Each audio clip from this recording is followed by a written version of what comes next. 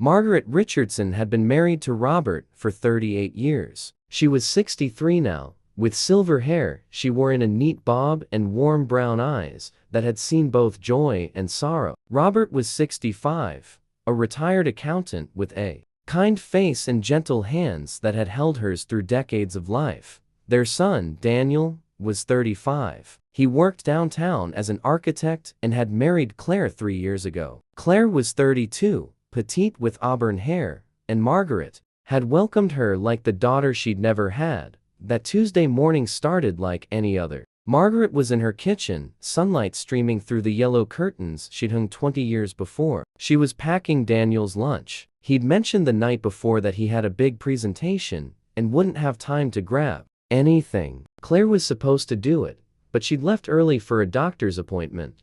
Margaret hummed softly as she made his favorite sandwich, turkey and Swiss on rye bread. She added the apple slices he loved, a handful of nuts, and the oatmeal cookies she'd bake Sunday afternoon. Simple acts of love. That's what motherhood had taught her. She placed everything in the blue lunchbox and set it by her Percy at the office. Margaret worked part-time as a receptionist at a law firm. It gave her something to do, people to talk to. The morning passed quietly until her colleague, Patricia, stopped by her desk around 11.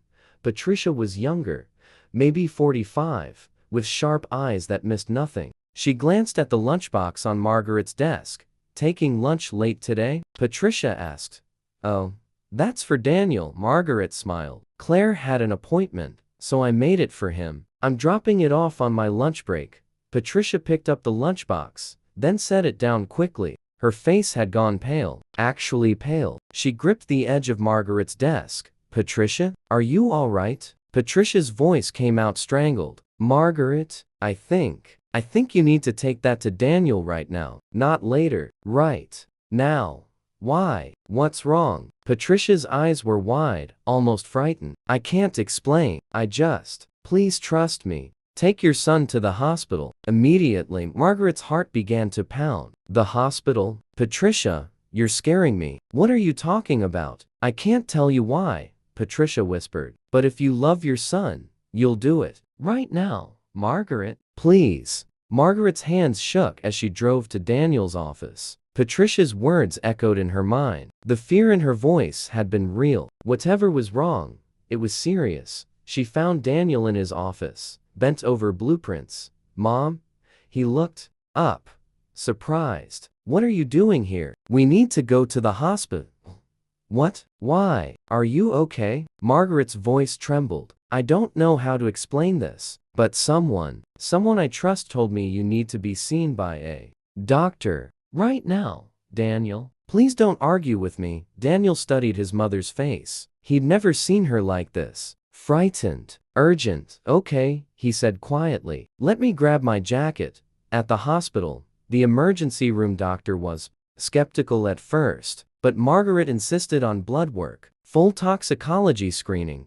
They waited 2 hours. Daniel kept asking questions Margaret couldn't answer. Finally, Dr. Phillips came out. His face was grave. "Mr. Richardson, we need to admit you immediately. Your blood work shows traces of antifreeze, ethylene glycol poisoning. Not a lethal dose yet, but if you'd ingested more, if this had continued." The room spun. Margaret gripped her chair.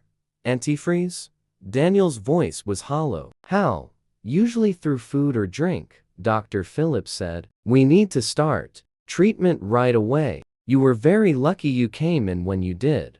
The police came that evening. Detective Sarah Morrison was thorough and patient. She asked about Daniel's routine, his meals, who had access to his food.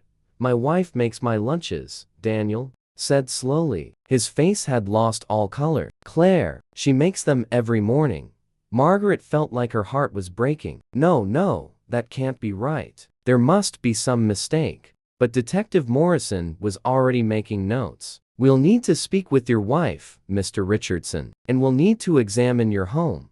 What they found in Claire's car shocked everyone. A bottle of antifreeze, half empty, hidden under the passenger seat. In her Google search history, "How much antifreeze is lethal? Symptoms of ethylene glycol poisoning. How long does antifreeze poisoning take? And they found something else. Emails. Months of them. Between Claire and her ex-boyfriend, Marcus Webb. Margaret sat in her living room, Detective Morrison across from her, reading excerpts. Once Daniel's gone, we can be together, one email read. The life insurance is substantial. We'll have everything we need. Another, it has to look natural, slow, like kidney failure or some. Margaret's hands covered her mouth. Robert sat beside her, his arm around her shoulders, both of them crying. Their son. Someone had been trying to kill their son. Claire was arrested that Thursday. The evidence was overwhelming. She'd been adding small amounts of antifreeze to Daniel's lunch for 3 weeks. Not enough to kill him immediately, but enough to cause organ damage over time. Enough to make it look like natural illness. The trial lasted 6 weeks. Margaret attended every day, sitting behind Daniel, her hand on his shoulder. She watched the woman she'd welcomed into their family, the woman she'd taught to make Robert's favorite pot roast, lie on the stand. Claire showed no remorse, only anger that she'd been caught. The jury took 4 hours. Guilty, attempted, murder, conspiracy. She was sentenced to 25 years. But Margaret couldn't stop thinking about Patricia. After the sentencing, she went to see her. Patricia lived alone in a small apartment filled with plants and photographs. She welcomed Margaret with tea and sad eyes. How did you know? Margaret asked. How could you possibly have known? Patricia was quiet for a long time. Then she spoke. 20 years ago my sister died. She was 31. The doctors said kidney failure, but it never made sense. She'd been healthy. Then, months after she died, her husband remarried. A woman he'd been seeing in secret. Patricia's hands trembled around her teacup.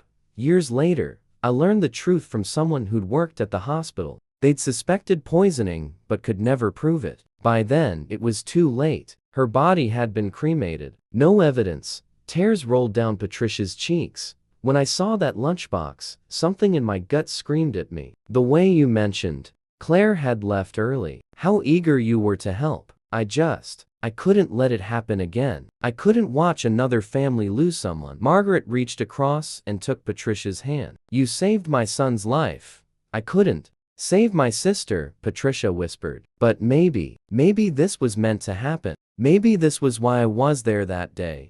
Daniel recovered slowly. The poisoning had damaged his kidneys, but with treatment and time, he healed. The emotional scars took longer. He moved back home for 6 months. Margaret made him soup and sat with him in the evenings. Robert taught him to garden, something they'd never done together before. Slow, patient work with their hands in the soil, bringing life from earth.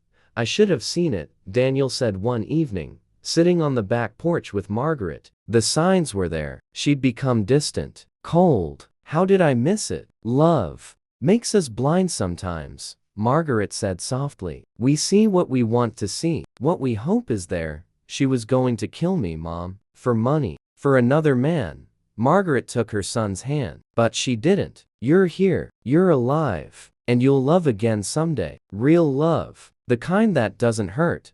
2 years passed. Daniel met someone new. Her name was Rebecca, a teacher with kind eyes and a gentle laugh. She knew everything about what had happened. She didn't run. She stayed at their wedding. Margaret stood beside Robert, watching their son marry again, watching him smile again, truly smile. Patricia was there too. Margaret had insisted. The woman who'd saved Daniel sat in the 3rd row, crying happy. Tears in her speech at the reception. Margaret talked about kindness and intuition, about trusting the people who care for us, about how sometimes angels come in unexpected forms, as colleagues who listen to their instincts, as family who stands together, as love that heals what was broken. Life gives us betrayal sometimes, Margaret said, her voice steady. It gives us pain we don't deserve. But it also gives us second chances. It gives us people who see danger and act. People who love us enough to help us heal. She looked at Daniel and Rebecca, then at Patricia. Today, we celebrate love. That's real. Love that builds rather than destroys. And we remember that even in our darkest moments, there is light. There are people willing to be that light. The blue lunchbox sat on a shelf in Margaret's kitchen now, empty. A reminder, some might have thrown it away, but Margaret kept it because it represented something important. The lunch she'd packed with love had been the instrument meant to harm her son, but it had also been the catalyst that saved him. Patricia's instinct, Margaret's immediate action, Daniel's trust in his mother, all of it had come together in one perfect, terrifying, miraculous moment. Life, Margaret had learned, balanced on such moments, on choices made in seconds, on trusting the inexplicable feeling in your gut, on love that acts rather than hesitates. She was 65 now. Daniel and Rebecca had given her a grandchild, little Emma, who had her father's eyes and her grandmother's smile. When Margaret held her, she thought about how close they'd come to losing everything.